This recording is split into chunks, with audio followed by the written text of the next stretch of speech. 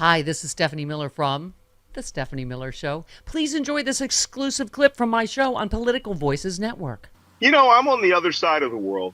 I've been having a grand old time decompressing from the disaster. What could Steffi do to get me riled up? And you play this. I can't believe you did it.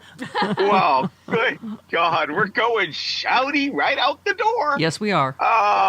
Jeez Louise. Okay. Nikki Haley, as you said, who could have said all of this in advance, didn't, because they're all looking out for their own self-interest and self-importance. She could have called this out before, but the choice of Tulsi Gabbard for Director of National Intelligence is the surrender of the U.S. intelligence community to Moscow. And I'm going to say exactly what I said when I made an assessment about Kash Patel. Here's what's going to happen. She won't be able to eat a thing in that building because people will spit in her lunch. I'm not joking. Yeah. She will have to call out for DoorDash, and the DoorDashers will be spitting in it. There is nothing. The community will close ranks. They won't say a word to her. She can't get through the number of cipher locks to determine if what they're telling her is the truth or if what they're telling her isn't given what we call a blue dye, which is intelligence in which we know that the user, if they leak it, it will tell U.S. intelligence and the FBI that this person is a spy. She'll have to be suspicious of everything. So if she thinks the deep state is a thing, well, just imagine what the Constitution of the United States is. It's the ultimate deep state. She is being put into a position where she will be able to use all the resources of U.S. intelligence. Granted, it's a management position. It is not an operational position. But you may as well invite Vladimir Putin's director of FSB and the SVR, their clandestine service, to just come over and photocopy what they want out of there. I'm not saying she's a traitor, because the Constitution says to be a traitor, the United States has to be at war. What I am saying is, if war were to ever break out, she'd meet the constitutional definition. So what does that make her? That makes her a asset of a foreign intelligence agency. She was a apologist for Syria when all of us, 300 chemical attacks were documented by the United Nations in Syria, and she went over and was an apologist for the greatest mass murderer. Let me tell you, Netanyahu, Gaddafi have nothing on Bashar al-Assad. Nothing. He's killed over 500,000 of his own people, men, women, and children with chemical weapons over there. He mass murders them. He tortures them in wholesale supermarkets of torture. So like I said, nothing. She's been nominated. That tells you all you need to know about Trump. He's doing this to troll us, and he doesn't care about America. And by the way, I just said to Dr. Doom, it seems like the find out portion of the around and find out Trump voters is happening incredibly quickly, right? New York Post, who just endorsed Trump, what was that, 2 weeks ago? Urges him to dump Tulsi Gabbard and Matt Gaetz, calling them distracting chaos agents. What? He's doing everything he said he was going to do, and all these people are pretending like they're shocked. It's a chaos agent. He's creating his version of The Apprentice, U.S. government edition, in which people will kill other people based on their crazy ideology. They will compromise the security of our agents.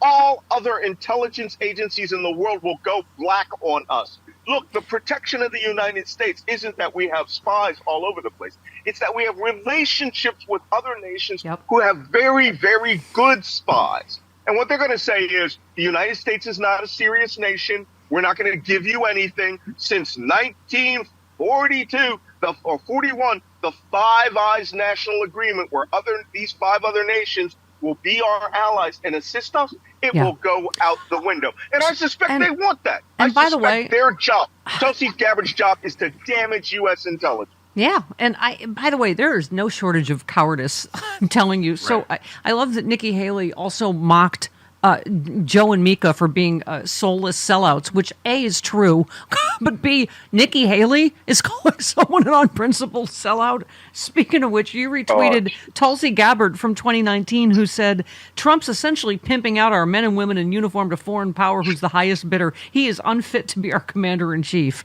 I mean, oh my God. And by doing this, Trump intends to put that this nomination, it may in fact be part of the Trump humiliation protocol that he likes to implement. He makes you grovel at his feet, like RFK shoving a Big Mac in his face and taking photos. Mr. I'm on steroids, Mr. Harmful chemicals in our foods, and making him eat Big Macs. He wants her to grovel. He wants her to beg for this job. He knows she won't get confirmed. If she gets confirmed, he knows as a chaos agent, it will damage America in a way that pleases him, because somewhere in there, between all you, me, and the fence post, there's a lot of money in here to be had. And at that point, look, like the government of Austria, when they went all Nazi, they went, and started following Vladimir Putin. It was Austrian intelligence who had the secret recordings of them in their private little meetings in Ibiza that outed the entire government as corrupt and taking bribes. Yep. Now, I'm not saying that's going to happen, but all I know is the U.S. intelligence community has an oath to the Constitution of the United States only. And anyone that goes along with this regime is in violation of that oath. So, Malcolm, speaking of Russia and Russian assets, you literally wrote the book on 2016, and obviously I have been waiting, this story we've all been hearing, 25 focus groups and $45 million. Elon Musk pitted people against each other to cause a rift in the Democratic Party and depress turnout for Kamala Harris in the 2024 campaign, according to a new report. Muslims were bombarded by ads promoting Harris's backing of Israel. Jewish voters were told she was supportive of Palestine. Left-wingers were told she abandoned the progressive dream, while more conservative voters heard of their liberal agenda. I mean, it is, 2016, but speaking of which, on steroids, right, in 2024? I mean, it's all out in the open. I mean, Russia just paid right-wing influencers directly to spread disinformation. I wrote about this in the second book, Plot to Destroy Democracy, and then I wrote about it again in detail in the Plot to Betray America, which is how Team Trump and Russia, compromised America. Look, what you're seeing is what the Russians did in 2016 was quickly taken over by Cambridge Analytica and Steve Bannon and Jared Kushner in 2017. Then it grew so exponentially in MAGA world that there's nothing Russia could have done. The MAGA people and their billionaire allies, they are doing what Russian intelligence did. The most the Russians could do was phone in fake-ass bomb threats. Right. But what did these guys do? They picked up the baton for the Russian intelligence, micro-targeted American citizens, which, to be honest, is not illegal, and it will never be illegal now.